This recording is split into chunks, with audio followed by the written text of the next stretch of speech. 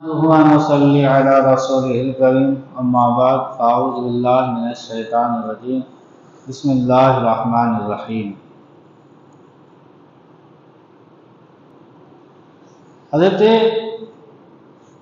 فتح موصل رحمۃ اللہ علیہ ایک روز اپنے یاروں کے ساتھ مسجد میں بیٹھے تھے کہ ایک نوجوان جو سادہ لباس پہنے ہوئے تھا آیا اور کہنے لگا کہ جناب کیا مسافروں کا بھی کوئی حق ہوتا ہے یا نہیں؟ حضرت موصل نے فرمایا کہ ہاں ہوتا ہے۔ اس نوجوان نے کہا تو پھر میں ایک مسافر ہوں، فلاں محلے کا فلاں مکان میں ٹھہرا ہوا ہوں، کل میں مر جاؤں گا، کل آپ اس محلہ میں آئیے اور میرے مکان میں پہنچ کر میرا غسل آپ خود دیں اور میرے اسی پیرہن یعنی میرے اسی کپڑے، پیرہن یعنی پہنے ہوئے کپڑے، میرے اسی پیرہن کو کفن بنائیں اور اسی کفن میں دفنائیں۔ یہ کہہ کر وہ نوجوان چلا گیا۔ حضرت موصل دوسرے روز اسی محلے میں پہنچے اور اس مکان میں گئے تو واقعی وہ نوجوان فوت ہو چکا تھا، یعنی مر چکا تھا۔ حضرت موصلی نے حسب وصیت اس کو خود نہلایا اور اسی پیراہن میں کفنایا۔ حضرت موصلی رحمت اللہ تعالی علیہ جب کفن پہنا کر فارغ ہوئے تو اس نوجوان نے کفن سے ہاتھ نکالا اور حضرت موصلی کا دامن پکڑ کر کہا کہ جزاک اللہ اے فتح موصلی، اگر میں حق تعالیٰ کے نزدیک مرتبہ پاؤں گا تو آپ کی اس خدمت کے عوض، جو آپ نے میری خدمت کی، آپ کی اس خدمت کے عوض ضرور آپ کی خدمت کا بدلہ چکاؤں گا۔ سبحان اللہ۔ سبق: اللہ والوں کو بعطائے الہی، کس کی عطا سے؟ اللہ تعالیٰ کی عطا سے، اللہ والوں کو بعطائے الہی، اللہ کی دین سے یہ علم بھی ہوتا ہے کہ وہ کب مریں گے، یہ بھی علم ہو جاتا ہے۔ پھر جو ان سب اللہ والوں کے سید و سردار ہیں، کون؟ ہمارے نبی، جو ان اللہ والوں کے سید و سردار ہیں اور جن کے صدقہ میں ان سب کو یہ عظمتیں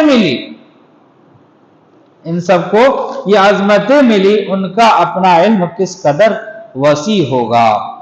اور یہ بھی معلوم ہوا کہ یہ اللہ والے مرتے نہیں ہیں بلکہ ان کی موت محض انتقال مکانی ہوتی ہے، یعنی ایک جگہ چھوڑ کر دوسری جگہ چلے جانا۔ جیسے کہ ایک شاعر نے لکھا ہے، اولیاء کو مت سمجھیے مر گئے، وہ تو اس دنیا سے اپنے گھر گئے۔ حضرت احمد خضرویہ رحمت اللہ علیہ کے گھر میں ایک دوسرے مقبول حق تشریف لائے۔ حضرت احمد خضرویہ نے اپنے گھر میں 7 چراغ روشن کیے۔ کتنے چراغ؟ 7 چراغ۔ مہمان بزرگ نے فرمایا کہ یہ تکلیف کیوں کیا؟ حضرت احمد خضرویہ نے فرمایا کہ آپ اٹھیے، جو یہ چراغ میں نے خدا کے واسطے روشن نہ کیا ہو اسے بجھا دیجئے۔ یعنی آپ اٹھیے، جو چراغ میں نے خدا کے واسطے روشن نہ کیا ہو اسے بجھا دیجئے۔ مہمان بزرگ اٹھے اور ان چراغوں کو بجھانے لگے، مگر ان میں کسی چراغ کو بھی بجھا نہ سکے۔ چراغ بجھانے گئے لیکن کسی چراغ کو بجھا نہ سکے۔ حضرت احمد خضریہ نے دوسرے روز اپنے مہمان بزرگ کو ساتھ لے کر ایک کلیسا کے دروازے پر پہنچے۔ کلیسا یہ غیر مسلم کے جو عبادت خانے ہوتے ہیں، خاص کر عیسائیوں کے، اس کو کلیسا کہتے ہیں۔ کلیسا پر پہنچے، کلیسا کے دروازے پر عیسائیوں کا سردار بیٹھا ہوا تھا۔ اس سردار نے حضرت احمد خضریہ سے کہا کہ آئیے، دسترخوان بچھا رہا ہے، دسترخوان بچھ رہا ہے، کھانا کھائیے۔ آپ نے فرمایا کہ دوست دشمنوں کے ساتھ کوئی چیز نہیں کھایا کرتے۔ اس نے کہا تو آپ مجھے مسلمان کر لیجئے۔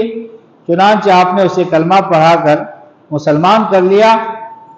اس سردار کے ساتھ اس کی قوم کے 70 افراد تھے۔ سردار کے ساتھ اس کے قوم کے 70 لوگ تھے۔ انہوں نے اپنے سردار کو مسلمان ہوتے دیکھا تو وہ سب بھی مسلمان ہو گئے۔ اس رات آپ نے خواب میں خدا تعالیٰ کی طرف سے آواز سنی غیب سے، تم نے ہمارے واسطے 7 چراغ روشن کیے، ہم نے تمہارے واسطے تیرے ذریعے 70 والوں کو نور ایمان سے روشن کر دیا۔ تم نے 7 چراغ روشن کیے اور تیرے واسطے ہم نے 70 دلوں کو نور ایمان سے روشن کر دیا۔ سبب، جو کام بھی اللہ کی خوشنودی کے لیے کیا جائے اسے تکلف یا اسراف نہیں کہا جا سکتا۔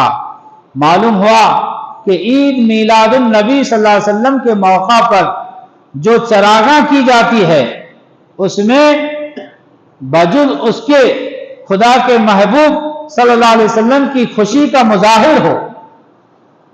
عید میلاد النبی میں جو چراغاں ہوتا ہے، لائٹنگ کی جاتی ہے، سجاوٹیں کی جاتی ہے، لوگوں کو کھانا کھلایا جاتا ہے، نعت خوانی کی محفل، درود اور سلام کی محفل، جلوس کی محفلیں، یہ سب جو کی جاتی ہیں محض کس لیے ہو؟ خدا کی رضا کے لیے ہو، اور کوئی نیت نہ ہوتی پھر اس چراغاں کو تکلف یا بدعت سمجھنا کیوں غلط نہ ہو؟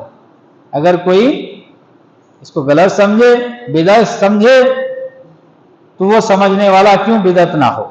اور یہ بھی معلوم ہوا کہ جو لوگ اللہ کے محبوب کی خوشی مناتے ہوئے اپنے گھر روشن کرتے ہیں، اللہ تعالیٰ اپنے محبوب کے صدقے میں انشاءاللہ ان کی قبروں کو روشن کر دے گا۔ اللہ تبارک و تعالیٰ اپنے پیارے حبیب